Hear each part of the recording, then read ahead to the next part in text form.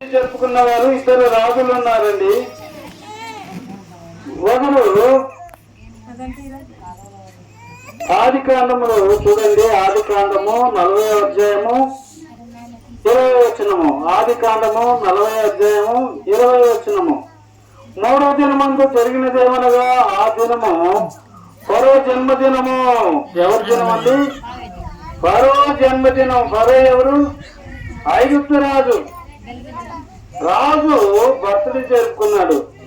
రెండవదిగా బర్త్డే జరుపుకున్న వాళ్ళు ఎవరంటే మార్కు సువార్త 6:21 చూడండి.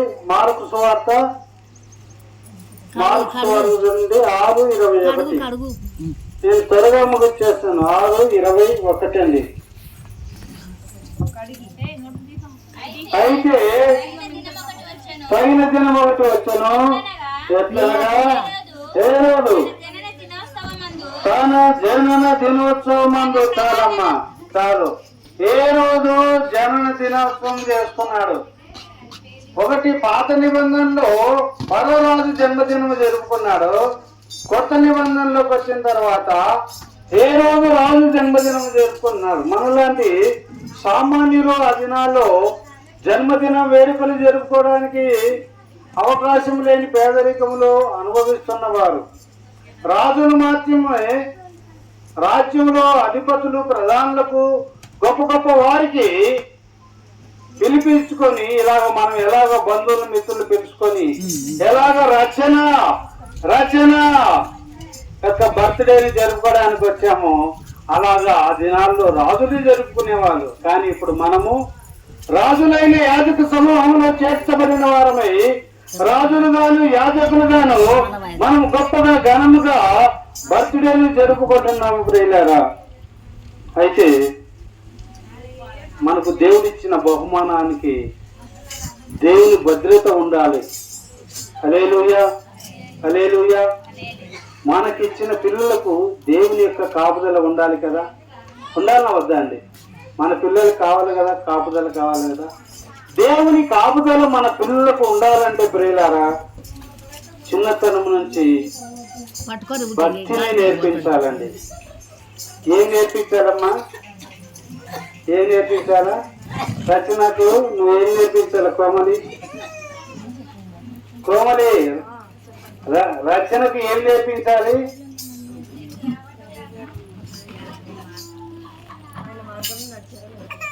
Very good. ఆయన మార్గంలో నడిచేటట్లుగా భక్తి నేర్పించాలి. ఎప్పుడైతే ఆ భక్తి నేర్పిస్తారో పడుకునేటప్పుడు కూర్చునేటప్పుడు పిల్లలకు దేవుని గురించి బోధించాలంట. వినండమ్మా, ఎప్పుడైతే భక్తిలో మన పిల్లలను పెంచుతామో దేవుడు కాపాడుకుంటూ వస్తాడు. వింటున్నారా? దేవుడు కాపాడాలంటే మన పిల్లలకు మనము భక్తి నేర్పించుకోవాలి. తల్లిదండ్రులే మొట్టమొదటి పాశ్రమలు. మీ బిడ్డలకు మీరే ప్రథమ పాశ్రమలు. చర్చిలో ఎక్కువ సమయం ఉంటారా? మీ ఇళ్ళలో మీ పిల్లలు ఎక్కువ సమయం ఉంటారా? ఇంట్లోనే ఎక్కువగా ఉంటారు కదా. కాబట్టి మీరే పాశ్రమలుగా ఉండాలి మీ పిల్లలకు. అలాగా మీ పిల్లలకు మీరు భక్తి నేర్పిస్తే దేవుని మహాకాపుదల ఉంటుంది. దేవుని కాపుదల ఎప్పుడైతే ఉంటుందో వాళ్ళు చెడు అలవాట్లకు వెళ్లకుండా ఉంటారు, చెడు మార్గంలో నడవకుండా ఉండగలుగుతారు. అప్పుడు దేవుడు వారిని విద్యలోను, జ్ఞానములోను, ఐశ్వర్యంలోను అలాగ పెంచుతాడండి. హల్లెలూయా, హల్లెలూయా. మరి మన పిల్లలు విద్యలోను, జ్ఞానములోను, ఐశ్వర్యంలోను పెరగాలంటే ఏం చేయాలండి? మన పిల్లలు ఏం చేయాలి? ఆయన వాక్యంలోను, బోధలోను మన పిల్లల్ని మనమే పెంచుకోవాలి. అప్పుడు వారు గొప్పగా దీవించబడతారు. కోమలి చేస్తున్నా ప్రవీణ్ ఎక్కడున్నాడు? ప్రవీణ్ కనపడటం లేదు. Okay, very good Praveen. నీవు కోమలి నీ బిడ్డలకు భక్తి నేర్పించాలి. మీరు నేర్చుకోవాలి, మీ పిల్లలకు నేర్పించాలి ప్రియులారా. అప్పుడు దేవుడే మన పిల్లల్ని అప్పుడు గొప్పగా ఏం చేస్తాడు?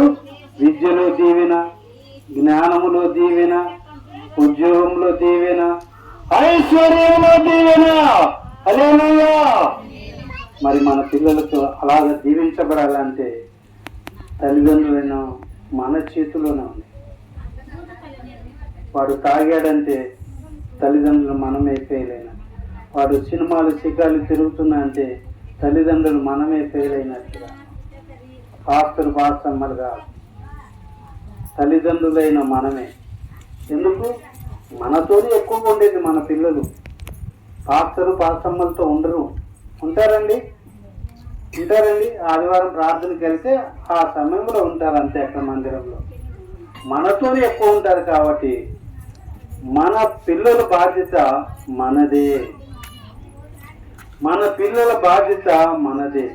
కాబట్టి దేవునిలో పెంచండి, దేవుని యొక్క వాక్యంలో బోధలో పెంచండి, ప్రార్థనలో పెంచండి. ఇవి చాలా గొప్ప వారిగా చేసేవి. ప్రార్థన, భక్తి, విశ్వాసము, భయము, దేవుని యందు భయభక్తులు కలిగి ఉండడం అనేవి. అమ్మ వినండి, దేవుని యందు భయభక్తులు కలిగి బోధలో పిల్లలు పెంచడం అంటే మన పిల్లల్ని విద్యలోను, జ్ఞానంలోను, చదువులోను, ఐశ్వర్యంలోను గొప్ప వారినిగా చేయడము. ఈ మాట బాగా గుర్తుపెట్టుకోవాలి. మన పిల్లలను దేవుని యందు భయభక్తులు కలిగి పెంచడం అంటే మన పిల్లల్ని మనం ఏం చేస్తున్నామంటే విద్యలోను, జ్ఞానములోను, ఐశ్వర్యములోను అన్ని విషయాల్లో మనము గొప్ప వారినిగా చేస్తున్నామని అర్థం. దయచేసి తల్లులైన వారు ఎక్కువగా పిల్లల కొరకు ప్రార్థన చేయండి. తండ్రులైన వారు పిల్లల కొరకు ప్రార్థన చేయండి. యేసు ప్రభువారు స్వయాన ఒక మాట అన్నాడు, అమ్మలారా నా కోసం ఏడవద్దండి, మీకోసం మీ పిల్లల కొరకు ఏడవండి అమ్మా. మీకోసం మీ పిల్లల కొరకు ఏడవండి అమ్మా. వాళ్ళు మంచి వాళ్ళు అవ్వటానికి, భక్తి పరులు అవ్వటానికి, విద్యావంతులు అవ్వటానికి, గొప్ప ధనవంతులు అవ్వటానికి మీరు కన్నీరు కార్చమని దేవుడే చెప్పాడు. అలాగ ప్రార్థన ఎవరైతే చేస్తారో పిల్లల కొరకు వారు గొప్పవారుగా దేవుని చేత తయారు చేయబడతారు, తీర్చిదిద్దబడతారండి. కాబట్టి మనసులో పెట్టుకొని మీరు మీ బిడ్డలను దేవుని యందు భయభక్తులు పెంచండి. మీరు దేవుని యందు భయభక్తుల్లో పెరగండి. తల్లిదండ్రులైన మీరు కూడా దేవుని యందు భయభక్తుల్లో పెరగండి. మీ పిల్లలు కూడా పెంచుకోండి. మీరు ఇప్పుడు దేవుని యందు భయభక్తుల్లో మీ పిల్లలు పెంచుకోకపోతే ఆ పిల్లలు మీకు ఒక రోజు దుఃఖాన్ని, వేదన కలగజేస్తారు. ఈ మాట కూడా గుర్తుపెట్టుకోవాలి.